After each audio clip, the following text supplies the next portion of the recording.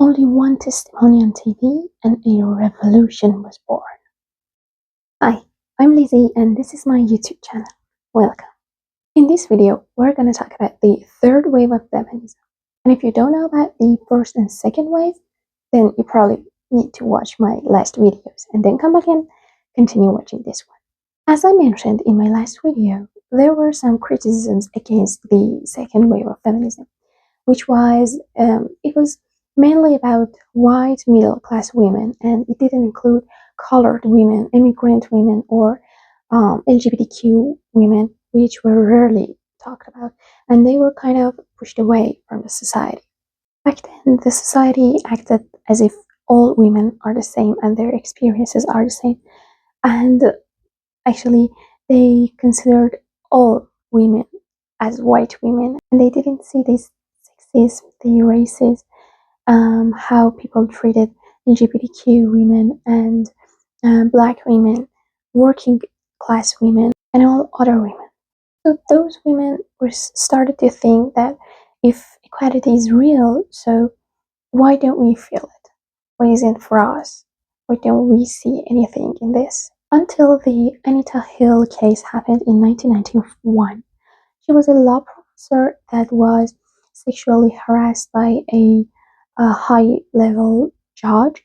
She testified about it on national TV, where millions of people were watching it, but unfortunately, instead of supporting her, most of politicians actually insulted her and her personality, and said that she didn't have any right to do this or accuse that judge. They attacked her character and didn't support her at all. So when women all around the world saw this, kind of came into this realization that our voice is not strong enough, and that's how their anger lit up the fuse of third wave of feminism. They fought for recognition of all identities, like any kind of background, sexuality, skin color, class, or any other different thing. They wanted control over their own body. They didn't want the beauty standards to put them in pressure and tell them what to do, what to wear, and how to look like. They wanted the rights to, as well as the first and second wave, they wanted the right for legal abortion and birth certificate, as I said.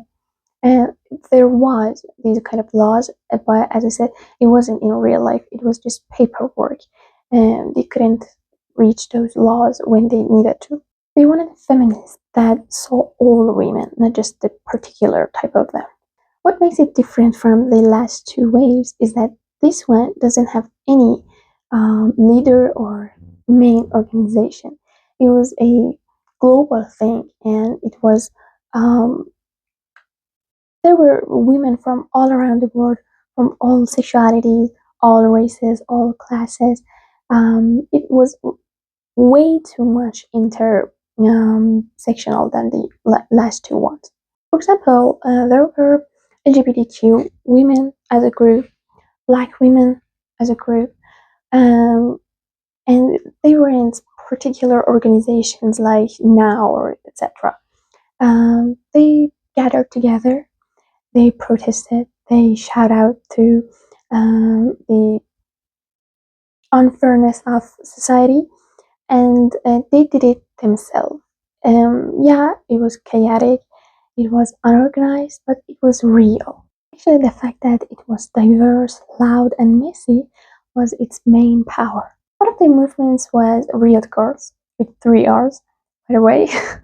It was a funk rock feminist revolution. They used loud music and raw energy to stay against the racism, sexism, and the body shame that society would give to women. And their main purpose and their main message was that girls can be loud too, and they can be angry and powerful through loudness.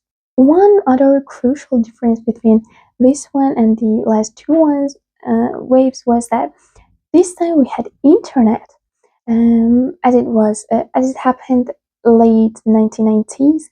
So women could use internet as a tool to talk to each other, like blogs, forums, social media, and women could have everyday conversations through the internet from all around the world, and keep in touch with the news and know what other things are happening in other parts of the world. Although this way was not perfectly organized, but it really changed the culture. As I said, it was more intersectional, so LGBTQ women, Black women, working class women gained stronger voice, and they could step in art, politics, education, or as general, they could come into society and live, as well as white women. It was after this wave that the Me Too hashtag was made, and women all around the world could talk about their experiences of sexual harassment, and they didn't feel alone anymore.